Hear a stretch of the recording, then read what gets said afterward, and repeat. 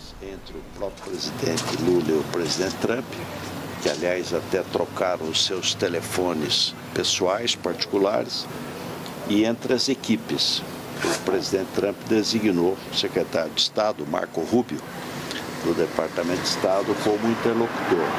Mas foi muito boa a conversa, melhor até do que nós esperávamos, então estamos muito otimistas aí que a gente vai avançar. E o presidente Lula destacou a disposição do Brasil para o diálogo e para a negociação.